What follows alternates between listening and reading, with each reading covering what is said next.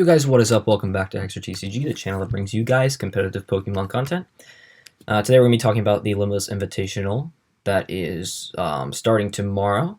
So I wanted to do this video just to talk about the Invitational itself, but also just go into a little bit more detail about helping people with registration. But I also want to talk about how this tournament is different and some advice and some tips that I would give going into this tomorrow.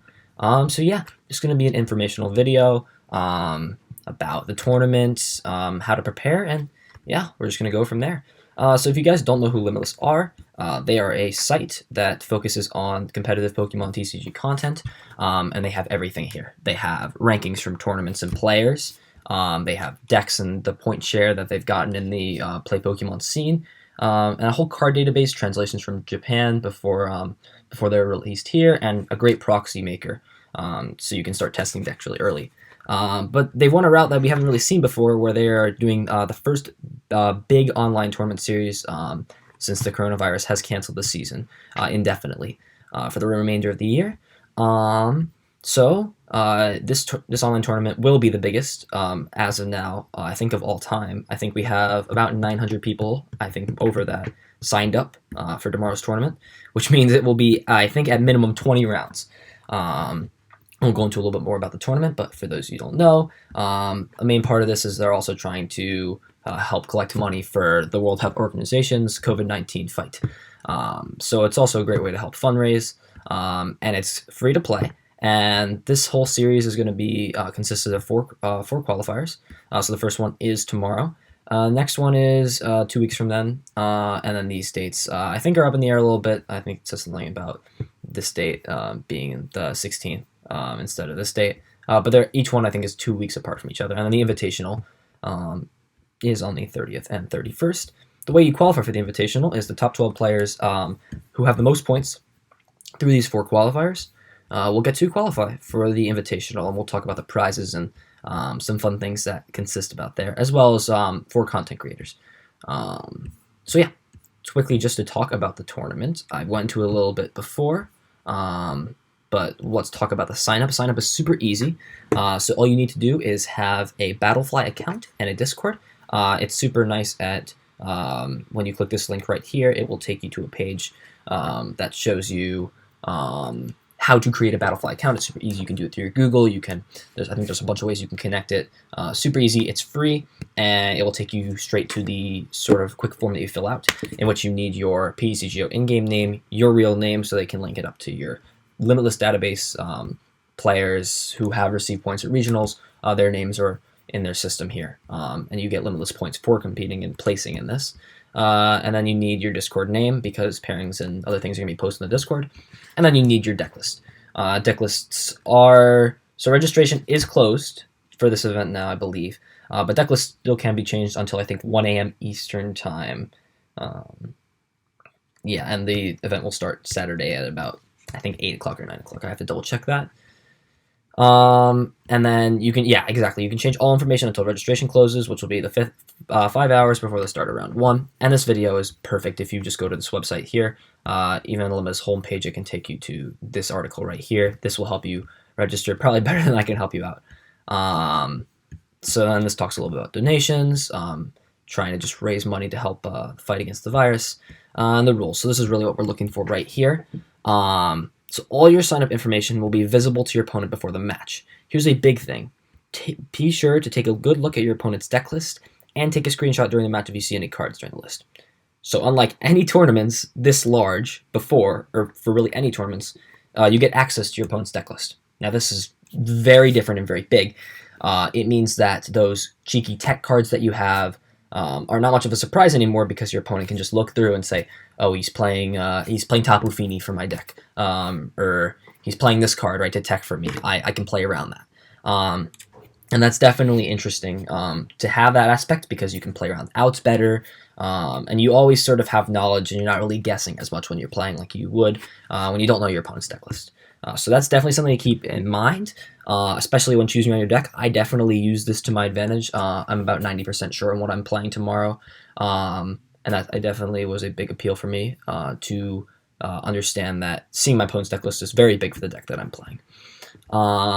And also just make sure your deck list is in English. I don't think that's a problem for anyone watching here. I'm pretty sure almost all of you guys are from America, so. Qualifiers will be played best of 1 25 minutes, so 5 minutes less than usual best of 1 format. So if you are playing decks that take a little bit longer to play, be considerate that it is 5 minutes less, and there's no ties. So if the outcome is not determined within that time, and no one wants to scoop to the other person, it's a double game loss. So I would encourage, if you're behind or you want to be a good sport, you kind of decide between you two who's in the better board state, scoop to someone. Don't take the other person down with you. If you know you're going to lose anyways, then do the nice thing and scoop to someone. From there, it's going to be 20 rounds. It doesn't really say this here, but that's what I think I've heard from a lot of people. And this means, 50 more Swiss than an actual tournament would have, so that they can reduce the variance caused by best of 1. There's no bubble system, so this means that anyone, whatever the record of like the last person top 8 is, no people will bubble. So everyone with that same record will play it out in Swiss rounds to get into top 8. So everyone who has the same record is top 8. So even if 7 seed has the same record, I believe, as 8 seed, they have to, now they're not safe in cut. So you really have to get top 4 to be safe in top 8 cut. Maybe, I'd say top 6 players, maybe top 5.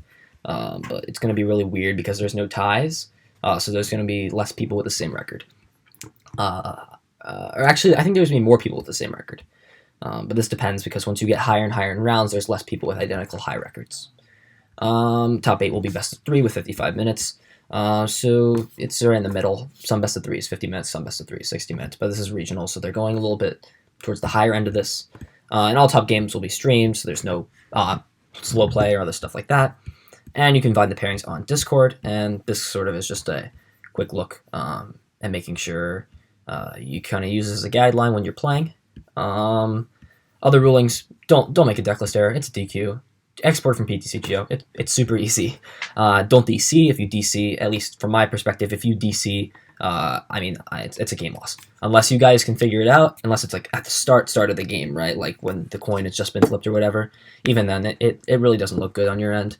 And don't show up late. It's the same thing as if it's 5 minutes, it's a game loss. If they're less than 5, if it's less than 5, and it's going to be a tie, they're encouraged to concede, right?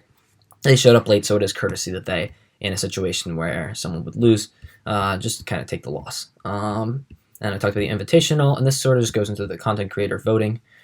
So these content creators, I think whoever gets the most votes out of all of these content creators will, the top 4, I think, will get an automatic invite into the invitational. This is a little bit of the live stream information on when it's happening, which is tomorrow morning. And let's go into some of the prizes. So each qualifier has a different sponsor. The first one is PokeTownStore.com. They are a TCG online code card website / shop. And I've heard some good things about them, so definitely a good place to look if you're looking for codes. So its first place is $200, which, remember, this is a free tournament. I don't know if I said that, but it is a free to enter tournament. And you get a special custom playmat. I haven't looked at this yet. I'll leave it as a surprise for you guys to look at that. And there's still prizes for top 8. It's 20 rounds, but if you make top 8, you get $25. Top 4 is $50, and finalist is $100 in prize money. That's not bad. Second one is by Ultra Pro. So these are some special champion playmat, obviously, and some special stuff. And then there's some top 8 packages for stuff. Next one is a PCA. This looks like a graded company that grades cards based on their mintness. These are definitely some cool arts that we don't have. Maybe we have these in America, but these ones are really cool, especially the screen ones. And these special Ultra Beasts. I do love me some Buzzwole. I played him for World Championships 2018. And then the last one is by Limitless itself, but the sponsor can change. And then the Invitational have these really cool card artworks here. That looks super, super cool, if I do say so myself. So that's basically the main aspect of this. Again, it is 20 rounds, best of 1, 25 minutes, all through Discord, Battlefly, and PTCGO. If I have to give some advice, my main things to remember are you can see your opponent's deck list, so having a card that is sort of a surprise factor, surprise element, may not be as useful in this circumstance. Second thing I would suggest is play your deck around the time constraints. It is best of one, so you can fare to be a little bit more aggressive, but also keep your consistency in mind, because if you kind of brick, you don't really have the safety of bricking a game and then winning the next two. So definitely keep that in mind. And lastly, build your deck to beat the big things. I think 15-5 is probably what you're looking at to make top 8. And that's still an impressive feat in itself, right? You have to win a majority of your games, and that can definitely be hard. I think you have to win. You gotta win. You gotta win a lot of games. I don't know the math right now. I'm pretty tired, but you gotta win games, and to do that, you have to beat the big things and not take losses to stuff. I mean, obviously, you're gonna hit some stuff, maybe especially in the earlier rounds. It's not as meta, some weird stuff, right? But you want to make sure that you can at least consistently beat the big things, right? So look for the RC style Gapolkia. How is your matchup? It's going to be the most popular deck coming into the tournament. I don't think anyone's disregarding that, but you should probably have a positive against something that you might hit a 30-year round, so to say, even maybe more. I mean, there is variance. Obviously, they try to encourage variance, but you never know. So definitely keep that in mind. I know what I'm playing. I think by the time this comes out, you guys will probably know. I don't want to leak what I'm playing yet, but I'm going to hopefully do either a video about how I placed in this afterwards. It's my first PTCGO tournament online, so it was definitely, I don't really play PTCGO, so it was sort of a struggle for me to get all the cards, but I had some friends who helped me get what I needed, which thank you for those guys. They know who they are.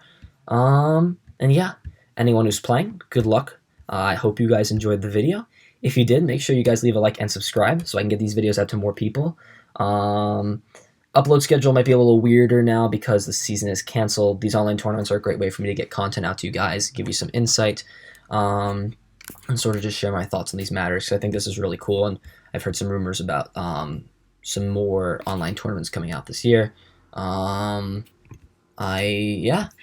basically it, guys. Subscribe, like the video, and good luck whoever's playing, and I'll see you guys in the next video.